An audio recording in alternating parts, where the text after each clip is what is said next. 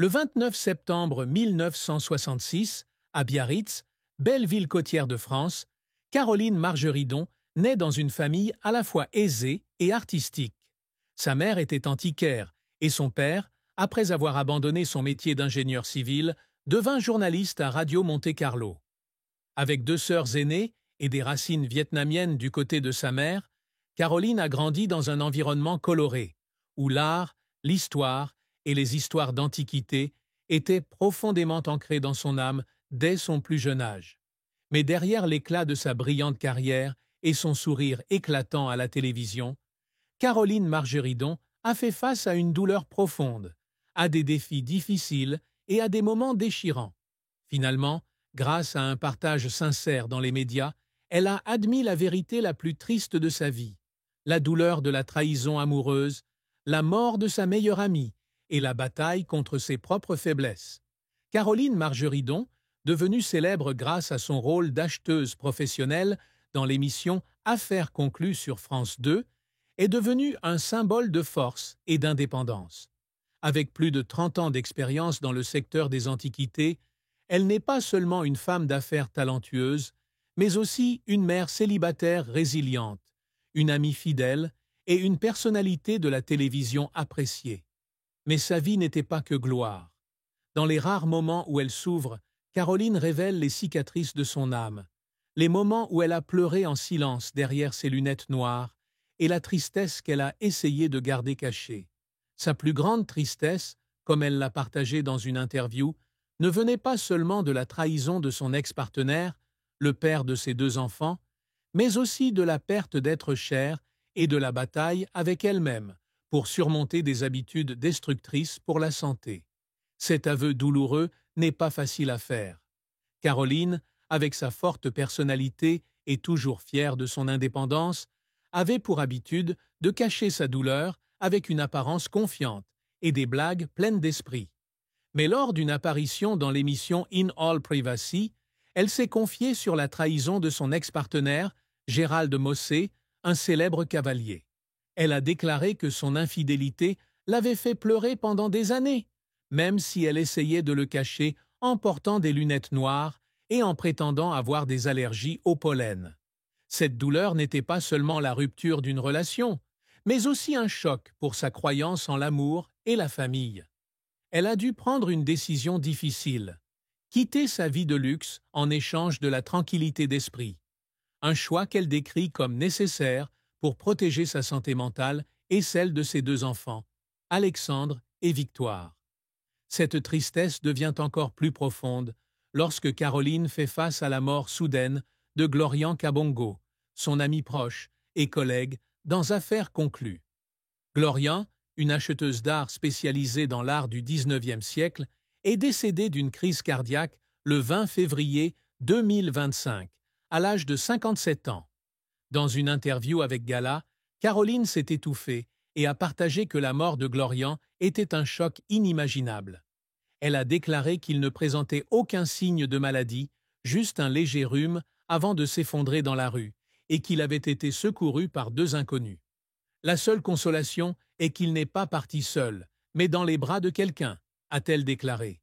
Cette perte a laissé Caroline dans un état de deuil prolongé, au point qu'elle appelait accidentellement le nom de Glorian, alors qu'elle travaillait avec d'autres collègues, signe d'un deuil non résolu.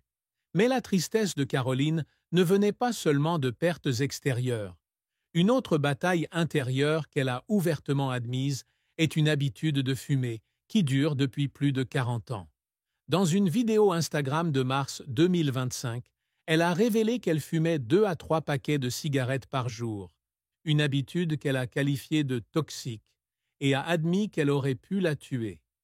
À l'instigation de sa fille Victoire, Caroline a rejoint un programme de sevrage tabagique au laser et a finalement abandonné la cigarette, un triomphe personnel qu'elle décrit comme incroyable. Cependant, elle n'a pas caché le fait que cette guerre était une profonde tristesse, car elle l'a forcée à faire face à sa propre faiblesse, quelque chose qu'une femme forte comme elle a toujours essayé de cacher. La carrière de Caroline Margeridon est une histoire de passion, de persévérance et de défis extrêmes. Dès son plus jeune âge, elle est attirée par le monde des antiquités grâce à sa mère, antiquaire réputée. Elle raconte qu'à l'âge de 5 ans, elle a trouvé un mannequin Napoléon III dans une poubelle et l'a vendu dans une foire de Chatou, une expérience qu'elle compare à tomber dans la potion d'Obélix. À 15 ans, elle quitte Honfleur pour Paris. Honfleur travaille chez un célèbre antiquaire et se fait rapidement un nom. Au cours des 30 dernières années, elle a organisé 6 salons d'antiquités à Paris, fondé la société d'événements Caro Connexion et l'agence de voyage 1000 et une nuits, et est devenue l'une des principales acheteuses d'affaires conclues. Ses apparitions à la télévision, à commencer par Box aux enchères en 2016, puis Affaires conclues à partir de 2017, ont fait d'elle une star, avec plus de 120 000 abonnés sur Instagram et une large base de fans à travers la France. Mais son parcours professionnel n'a pas été de tout repos. L'un des plus grands défis a été le braquage de sa boutique du marché Biron, à Saint-Ouen, en 2021, avec une perte estimée à 500 000 €. L'incident lui a non seulement causé des dommages financiers, mais lui a également laissé le sentiment d'avoir été violée, comme elle l'a partagé dans une interview. Un an plus tard, en janvier 2023, elle a été agressée dans son propre magasin, une expérience qui l'a laissée traumatisée et confrontée à un sentiment d'insécurité durable. Ces événements, sans détruire sa carrière, ont laissé des cicatrices mentales qui l'ont obligée à apprendre à être plus forte pour avancer. Un autre défi est la pression d'être une mère célibataire. Après s'être séparée de Gérald de Mossé, Caroline a élevé seule Alexandre et Victoire, une responsabilité qu'elle décrit comme à la fois difficile et sacrée. Elle a déclaré avoir pris des mesures strictes, comme soumettre régulièrement ses enfants à des tests de dépistage de drogue dès l'âge de 7 ans, pour les protéger des tentations de la vie de la haute société. Elle a expliqué qu'elle avait vu beaucoup de ses amis mourir à cause de la drogue dans les années 1980 et qu'elle ne voulait pas que ses enfants suivent cette voie. Ses efforts, bien que nés de l'amour, la laissaient parfois seule, car elle a un jour confié qu'elle devait jouer à la fois le rôle de père et de mère, un rôle qui n'était jamais facile. La plus grande tristesse dans la carrière de Caroline, outre les incidents personnels, fut peut-être la perte de collègues proches, en particulier de Glorian Kabongo. Dans Affaires conclues, Glorian n'est pas seulement un collègue, mais aussi un ami qu'elle aime pour sa chaleur et sa gentillesse.